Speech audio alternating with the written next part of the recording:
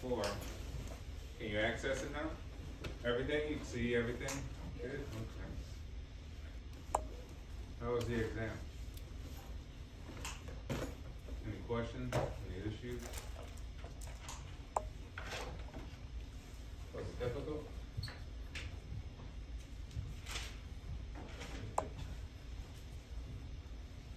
Should I make it more difficult? No. More fun? No, I would think that's the way it was. Yeah, some pretty good responses. I like some of the examples you used. But, let's keep up the good work. Any other questions before we begin? Okay, so we left off talking about prenatal development, childhood development, and now we're at the stage of puberty. All right, so we talked a little bit about impoverished environment is very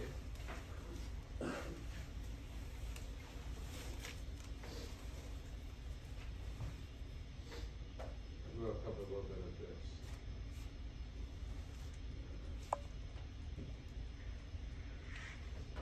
All right, social development. All right, so the human body and the human brain are made to adapt to its environment.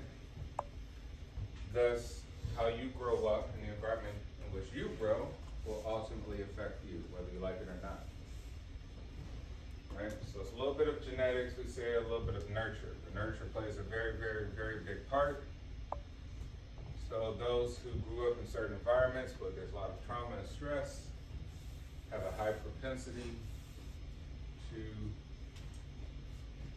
show and exhibit such behavior in adulthood.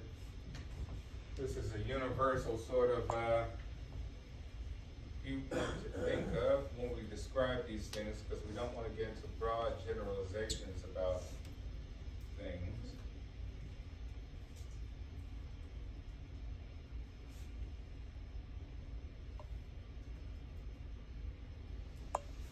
Right? What is this called? You'll see that for the rest of your college career. What is that? You see that a billion, zillion times. Right? So it's just a bell curve to represent the totality of a population, right? So even when we talk about disorders, we're just saying something out of the average, right? Something abnormal. So keep in mind, anything that we discuss in this class, we're talking about generalizations, we're talking about the average. Most people lie here, they'll get the two-tailed extremes, right? On both sides. Either too little of something or too much of something, which cannot fit into the broad generalizations we're talking about. Okay, so we're social creatures. So we saw that rat example, right? Let's see if we pull up the rat again.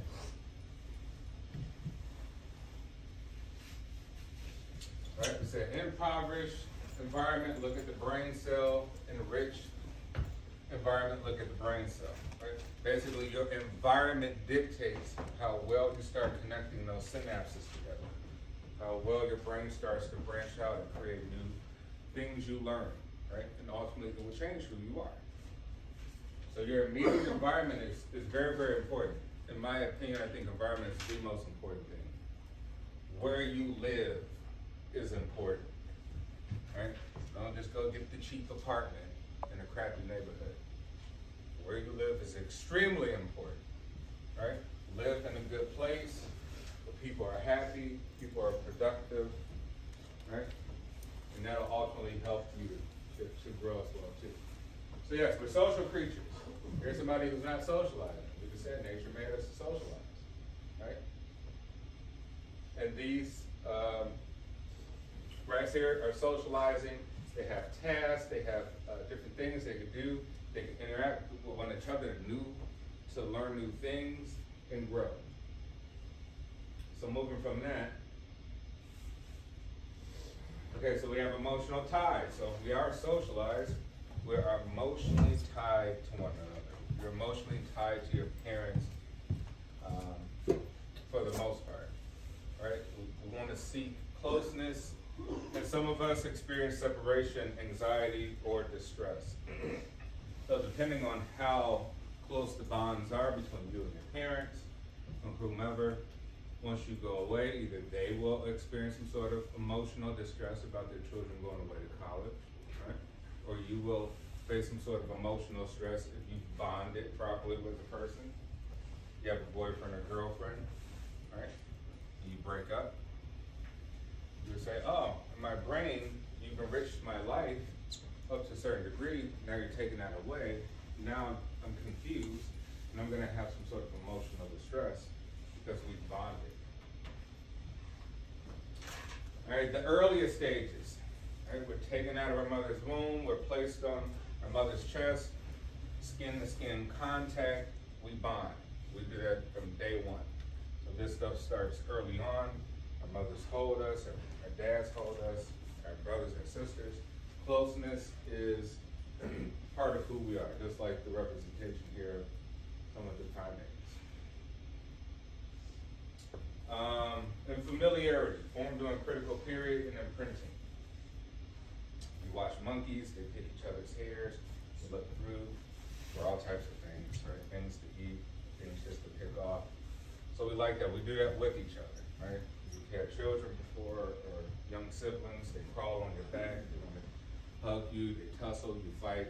This is all part of that imprinting, right? We're imprinting one another onto the other.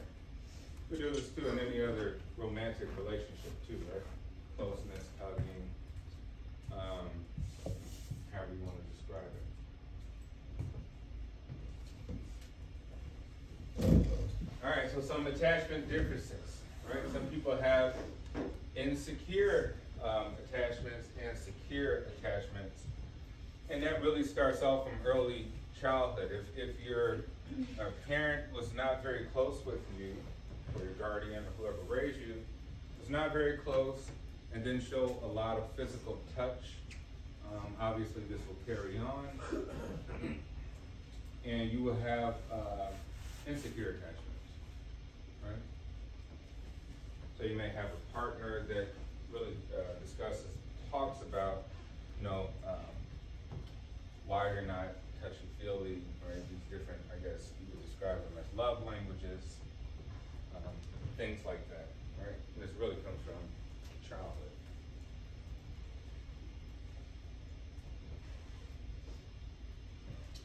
And that stems as part of temperament, right? Characteristics, emotional reactivity, and intensity.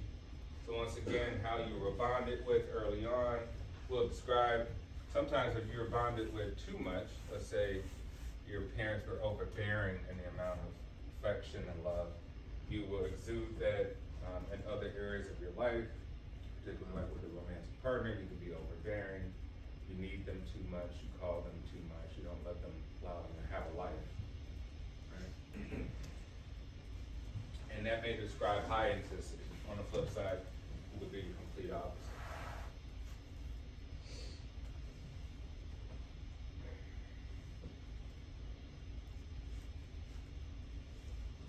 All right, some positive for having a two-parent household. Father's love and acceptance is comparable with mother's love in predicting an offspring's health and well-being. Active dads are assuming more caregiving. Things are changing, right? Women are a lot more in the workforce. Sometimes they're stay-at-home dads. So dads are becoming more active, more caring, sort of doing some of the roles that moms have done previously. So there's a little bit of balance happening. The happier relationships and fewer divorces are tied to couples' shared housework. Like anything else in life, your work is an investment into something, right? Just like this class or school in general, you've invested a lot of time, money, energy, thus you want, you care. You care a lot. You care what happens.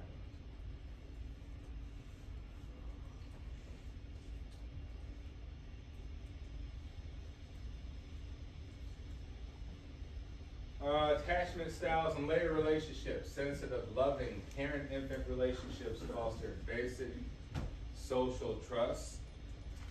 If your parents reinforce without lying, right, without deceiving you about things, promising you things they never provided, right, you'll have trust issues, right, because you didn't trust them early on. If they did what they said they were going to do, you probably won't have trust issues, right? Speaking generalizations. And they provide a positive foundation for adult relationships and contribute to a lifelong attitude of trust. So think of that in your environment. You be like, hey, I don't trust many people. Trust no one. And if I say like, hey, why do you have that mentality? Why do you say trust no one? It has to come from somewhere. It doesn't just come out of thin air. You're like, well, through my experience and my environment, this is people surrounding me that just couldn't be trusted, right? I can trust my mom, dad, my neighbors, right? People in the neighborhood.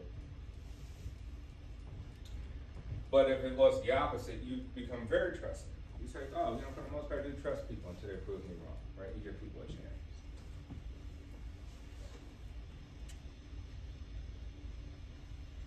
Anxious attachment, avoidant attachment, which is kind of similar to what we just talked about. So that you have anxiety when you're not able to reach certain people. They don't respond. How come you didn't respond to my text? What took so long? Where'd you go? Where are you? What'd you do? Right? Anxious attachment. You need to know you face some sort of anxiety based on the communications and connections you have with an individual. Now, if you didn't grow up with that and you grew up in sort of a patient, I would say patient attachment is the middle ground. I would say the normal. Right? Like, okay, I'll wait. I'll see what happens. Maybe they're busy. Right? I don't need to be there. Maybe they have a life, right, outside of you. And avoidant attachment is kind of what we talked about just now too. We're just, how come you don't let me in?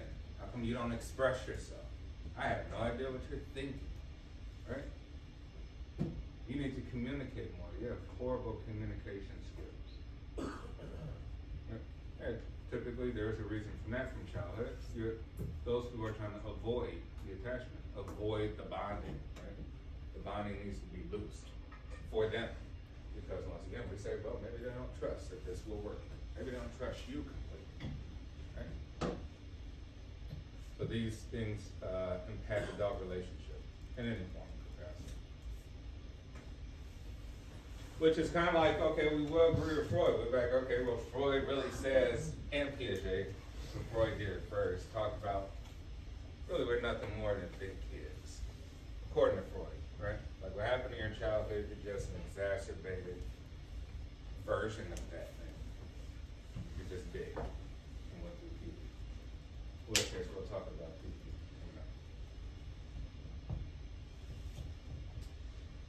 Deprivation of attachment. Children who experience enduring abuse do not always thrive. Just some of the measures they had, outcomes of the Dr. Romanian orphans, so there's some research there and other international research.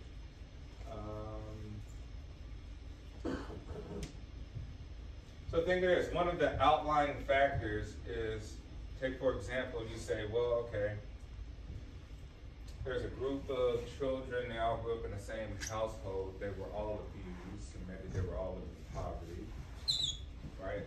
And let's say most of them have significant adult behavioral issues, but one of them went to Harvard and became United States Senator, right, and thrived. Right, so one of the outlying factors, which is, you know, we didn't completely understand because everything's kind of multifactorial, it's like resiliency.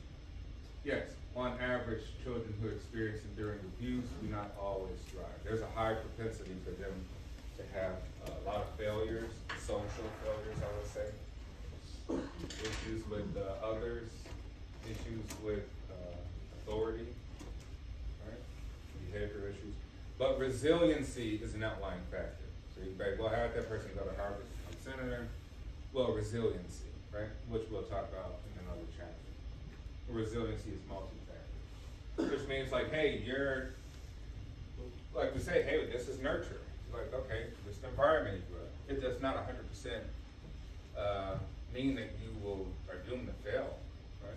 You do not always thrive, but your nature, your genetics might have components of like, well, I can face anything, right? Like here, at the bottom, some abused children are resilient, withstand trauma, and become well-adjusted adults and develop mental toughness, right? So it's really how you view the world. What is your worldview perspective on the stuff you went through, right? You can say it's either positive or negative. Like, I'm stressed out because this is so bad, so horrible what happened. Another person who experienced the same exact thing will say, it was bad, but I kind of used it to push me to the next step. You're like, interesting. One person is positive in their worldview, another person sees it negative. We're not all the same. Abused children's brains may contribute to heightened reactivity, right? We talked about startling responses as infants. You startle them too much, now they're going to be antsy. They're going to be afraid of sounds and certain things can trigger them. Right?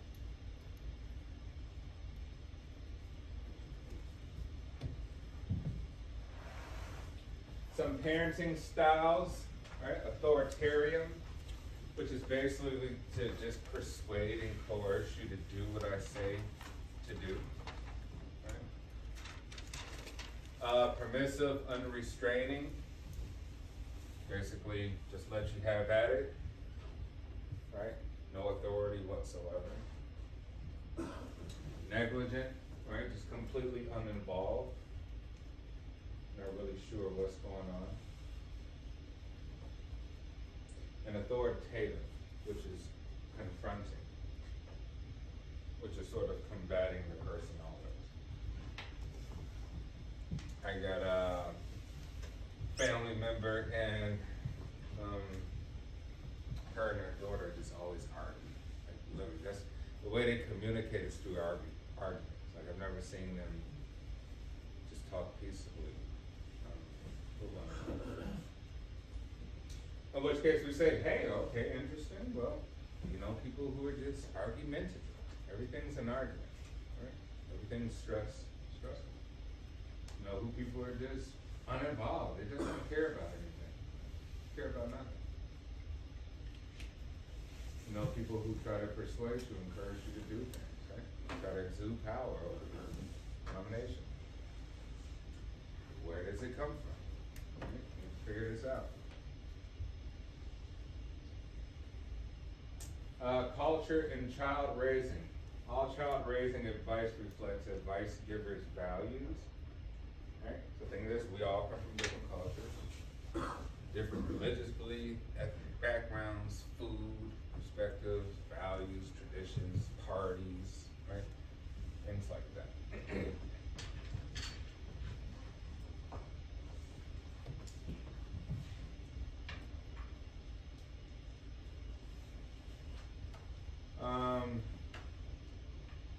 Children thrive under various child-raising systems. Not all the same, right? North America, we live in the United States, capitalistic world. We're all concerned with competing against one another, being successful, economically probably, for the most part, being recognized by other people, right? Celebrity.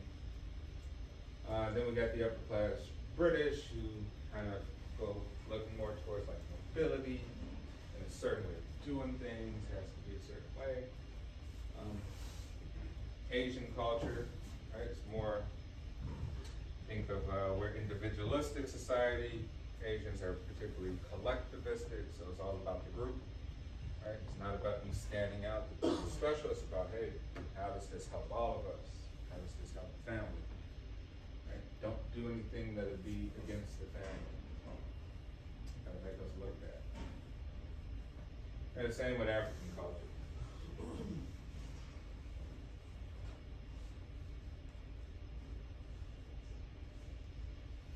All right, adolescence, transition period from childhood to adulthood, puberty to independence. So puberty, all right, we hit puberty. finally hit puberty, and what happens is we have growth spurts. So women, their growth spurts are earlier than men. So theirs come around like age 11. Guys may have theirs around age 13. So for puberty will begin for women, say age 11, which will, because it particularly deals with pituitary and adrenal gland. Right? When we say pituitary, it's for growth. So women will have a growth spurt and they'll get taller than the guys around their age. You're like, wow, all the girls in this class, what's that, 5th grade class, you're like, wow, most of them are taller than the guys. What's up with that, right? 3rd grade, all the guys are taller than the girls. So yes, puberty hits at different ages for men and women, boys and girls. So you have a growth spurt. A woman will be able to release an egg, right, from her ovaries at that point, in hopes to get prepared to create life.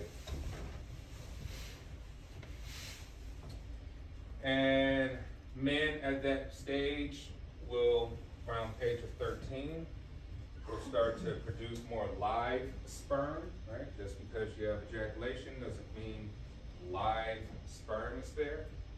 To produce life. But it begins to happen, right? So guys have wet dreams, all these different things start happening because there's a lot of shift, there's more fluid in the testes. And whatever doesn't come all the way out gets reabsorbed into the bloodstream. So can they say, can you produce a child? Yes, they could do that too, just taking the blood. It's like, oh, okay, we tested the blood, ejaculation that you're reabsorbing your body, we can see, oh, okay, you can produce children. They could do the same thing with grown men. Look at some men are fertile, right? Some men are not. Some men can produce a billion babies, and some guys struggle to have children.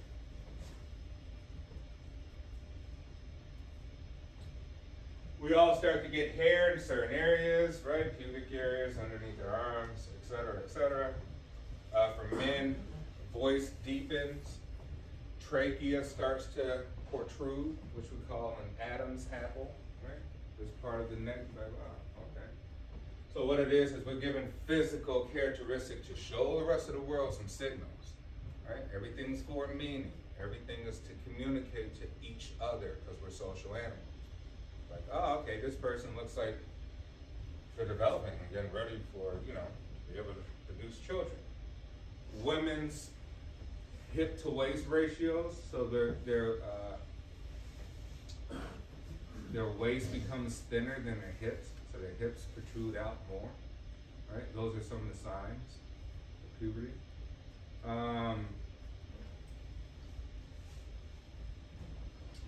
So yes, lots and lots and lots of changes. Lots of different hormones happen. Let's see, we should have a diagram.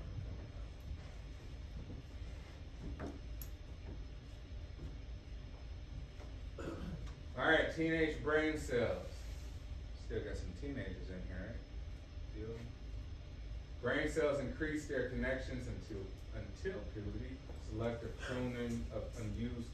Remember we talked about pruning? Pruning is basically when you're not using something, your body naturally, like when you prune a tree, if certain parts of your neurons aren't being used, they get cut. So you think, okay, this is useless. And then if you pick up a new skill, oh, okay, now they open back up. Right, they start growing again. Just like branches of a tree. The myelin, which we say is that protective thing around the neuron, continues to develop. Hormone surge, limbic system development, you get more emotional, more impulsive, start doing more risky stuff. You go through a lot of emotional storms. Typically, this is when parents just get problems with their children really bad. Because at this point, it's kind of like you could get into serious like legal trouble. Start, you know, you might get pregnant, 17, 16, and you're doing stuff, sneaking out the house, think that nobody understands you, right? So just a lot of contributing impulsiveness and emotional.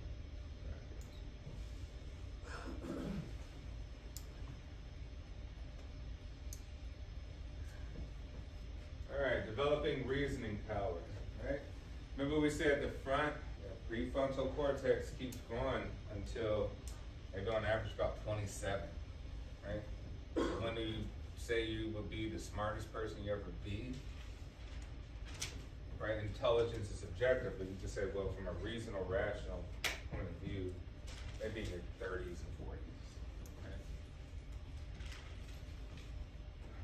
But through puberty, right, we got formal operations change, adolescent thinking, which is abstract, right? So you link up with your friends and you're talking about just like, you know, crazy ways you see the world, different colors, like different meanings of things. A lot of hypothetical reasoning. If this, then that. This is what I think will happen. Consequence deduction. Right? Then you start to have inconsistency and hypocrisy detection. Right? Basically, people can't get away with things they used to get away with because now you're starting to pick up on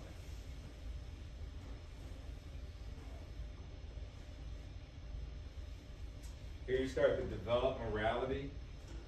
Right? You start to have your own values and views.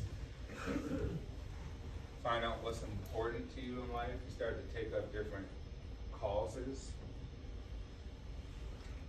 Like, hey, I'm going to participate in this, and that. Why? I think this is really important because the environment, or for certain rights, you know, human rights, or things like that. That's when that stuff really starts to come out.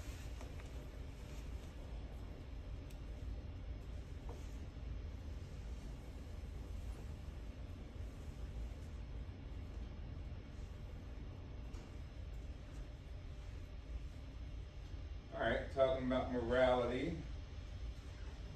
All right, pose moral dilemmas to children to develop a hierarchy or form of reasoning. Here we're talking about moral reasoning, how you reason your morality to other people. Right? Because think about it, we all got totally different values, totally different morals. Things we will do, will not do, or participate in.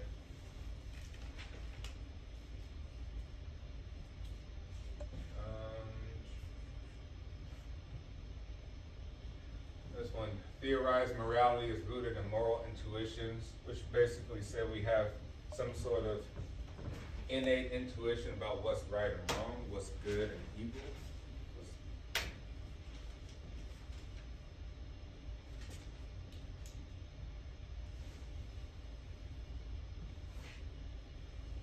Your moral action, right, depends on social influences and doing the right thing. You know, you walk past, you find $100 bill on the ground. You go tell somebody who could potentially find out who it was. Or let's say someone's walking, you saw them drop the bill, it's $100. You go tell them, pocket the money, right? Maybe you need a second to think about it. So it depends on social influences, but relies ability to delay your impulse and immediate gratification, right? So we say patience is a virtue. Sometimes you need to think about it, right? And we said we have with the id, ego, and super ego, we got an angel and a devil on one shoulder, and then finally in the middle, we're going to make a decision on which one we're going to do. So you need a little bit of time. And this where this development source of take action by taking more time. Here to talk about pre-conventional morality, conventional morality, post-conventional morality, right? So age, before age 9, early adolescence, adolescence and beyond. Right here, self-interest. Before age 9, obey rules to avoid punishment or gain concrete rewards. That's all it's really about. You just do not want to be punished. You just want to get a cookie, right? You want to get some sweets, some cookies, some juice, some toys, and be able to play. All right, conventional morality, early adolescence, uphold laws and rules to gain social approval or maintain social order, which basically you'll be a conformist. Everybody dresses like this, and this is cool. If I do anything different, everybody will think something's wrong with me, and I'm a weirdo. Therefore, I may just go with social approval and maintain the order. And then post-conventional, right? Adolescence and beyond. Actions reflect belief in basic rights and self-defined ethical principles, right? You begin to have your own ones. Maybe they're a little bit different from others. Maybe they overlap, right? You agree with some things, but parts of other things you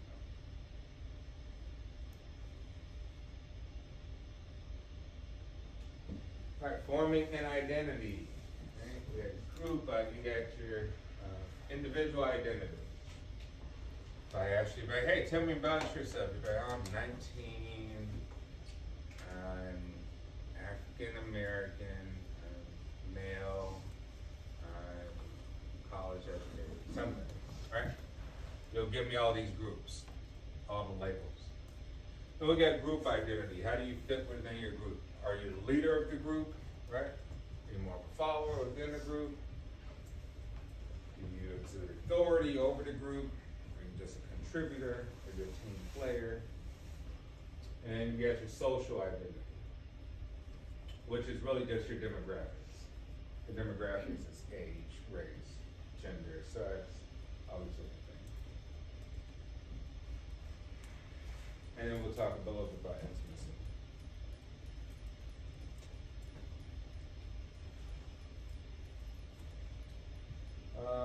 Diminishing parental and increasing peer influence, parent and peer relationship. So we're moving towards parts of life where, okay, now you get most of your behavior from your friends and not your parents. Like, yeah, you guys raised me all this time and bought me all this nice stuff and food and a house and a place to live, but now I'm kind of figuring out life through my friends, right? I learn more from them than I do at home. They're affected by attachments and perceptions, right? How attached you are to your friends, how close you are to your friends, how many you have, how you perceive those things, those relationships. We become very, very selective, right? We think certain people are not in our group and certain people are out for whatever reasons, how they look, how they dress, their hairstyles, etc., how they talk. Lots of arguments at this time, which we talked about, and a lot of networking, and to blame or not to blame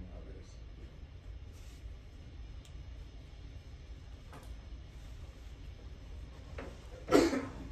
So menarche and here they're talking about menarche, right? Menarche is basically the phase in which menstruation happens, right? So female puberty, in essence. So actually, so now throughout the world, girls are getting puberty at an early age, right? It's getting earlier and earlier. You're like, well, what's the cause for that? What's the reason, right? So for puberty, you need X amount of fat deposits on your body, right? For nature to start triggering that you're able to produce life, right? In which case, women get fat deposits around their breasts, for their breasts get enlarged, fat deposits around their hips get enlarged. Typically, it ranges between like 15 to 30% body fat, right? And if you stay below that, you may have problems. You may have a later puberty, right? So if you keep your weight low and you're not eating enough, you may experience menarche later. But since we know that most people around the world is eating more, right? We can say whatever it is. Maybe we just have better nutrition than the people in the past. They had to walk 15 miles to go to school. And they had to go pick up water with a pail or a bucket or something and carry it. We don't do none of that, right? Drove here, go through fast food restaurants. You don't have to work as hard. And you have a lot more food available than those people. So things are changing over time. And so we see this everywhere. And it's not just like what you would think with hormones in our food. You're like, oh, we just got bad food. Because in Europe, they prohibit a lot of those hormones in food. And the same things happen with European girls. So you're like, well, that's weird. So there's not really all of those. So it's just really us having better nutrition and getting kind of bigger. We're just bigger than our ancestors on average. Average teenager is much more bigger than a teenager like in the 1800s or something.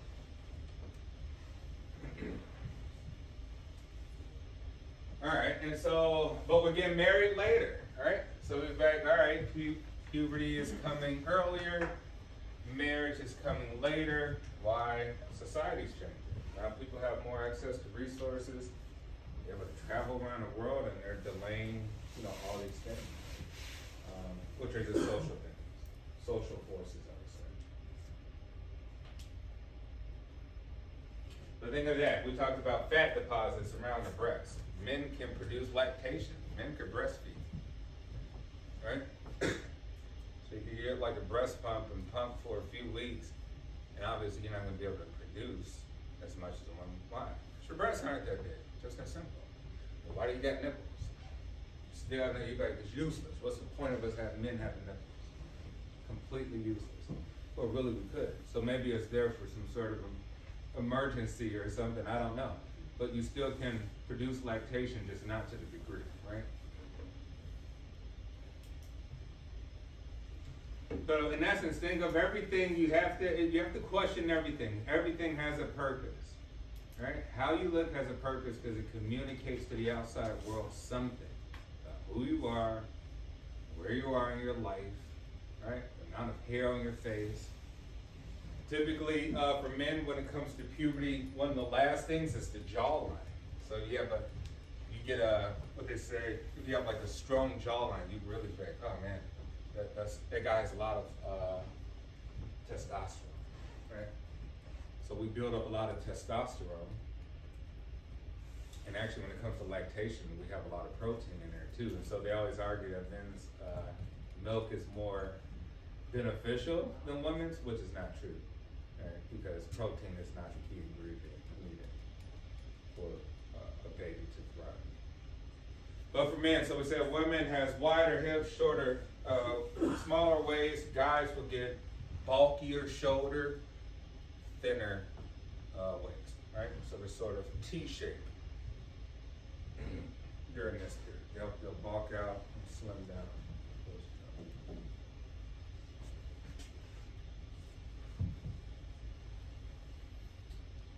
Physical changes in middle adulthood, imperceptible changes, muscular strength, reaction time, cardiac output, right? As you get older, gradual decline in fertility for males and females, and also lessened sexual activity.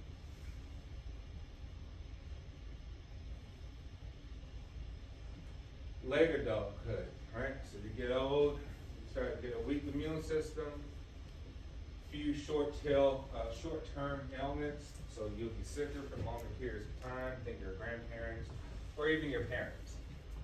Past like the age of 40 is kind of when you start seeing real changes. You'll see that it takes a lot longer to get over a cold than it did before. So where you guys are right now in your life, you're like the ultimate for trying physical things. Like you'll heal the quickest you'll probably ever heal, right now. Once you get like 30, 40, it's not gonna happen. Your back to ache and his knees, weird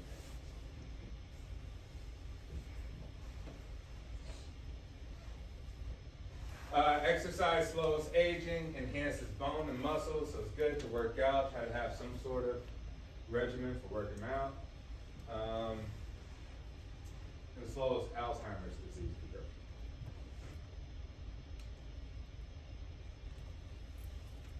What time is it? 44. Any questions so far?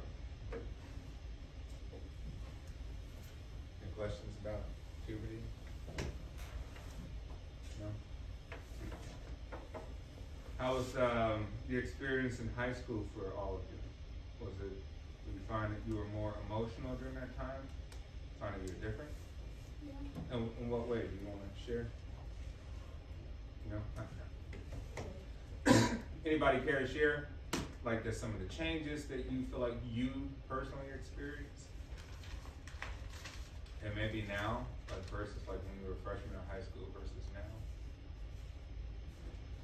All right, I'll share mine. So, I went to Lane Tech High School, and I was always kind of like a rogue or something. I wasn't really good with authority. Never really listened. But I got good grades, right? Got really good grades. But I was really kind of a bad kid. I was a bad teenager too, right? I hang out with gangbangers, drug dealers, stuff like that. But I never participated. That was my thing. Like, no one ever forced me to do anything I wanted to do. But I did see a lot of the people that I went to school with, they did kind of get forced and sucked into it. There was people I knew like in grammar school, went to high school and completely changed, right? And those people went to jail, right? Murdered, killed people, things like that. Very just agitated, on edge. So they had a lot of developmental changes in that phase, which is real critical and left a long-lasting impression on the rest of their life. But those are some of my things. Because they didn't have really anybody they felt they didn't have anybody to talk to. It felt like nobody understood them that wasn't in their age group. Like they didn't have maybe somebody my age to come talk to or something, right? They typically just acted amongst each other. But you're really not gonna extract some real world information from people who haven't lived life. And you gotta get this information from people who've actually survived, lived and went through phases. If not, you're gonna be in a mind bubble thinking that you are the only one out of 8 billion human beings that's going through what you're going through, which is completely false. So it's good to reach out, and that's why schools have like counselors, school counselors. Even here at Concordia, there's people you can reach out to, right, for issues, because you guys are still going through changes, right? You haven't hit that critical period where it kind of really slows down. So the point is to reach out to people older than you who went through a lot of stuff, experienced a lot of stuff. And this stuff is universal. It never stops. All right, we'll finish off with aging and memory. With age, some things are remembered well, which we call reminiscence bumps, and individual differences occur in the capacity to learn and remember. So memory depends on the type of information being retrieved, how meaningful it is, how well we comprehend it. And tip of the tongue forgetting occurs more frequently with age, which means our circuitry for short-term versus long-term memory kind of gets messed up, right? Because you're trying to bring long-term stuff into short-term memory so you have to talk about it. And it's hard sometimes to retrieve it and it's deep down. What's that? It's right there. Think of it. And you gotta like try to move it. Okay. Well, any other questions before I let you go? All right, everyone. Have a good day. See you on Wednesday.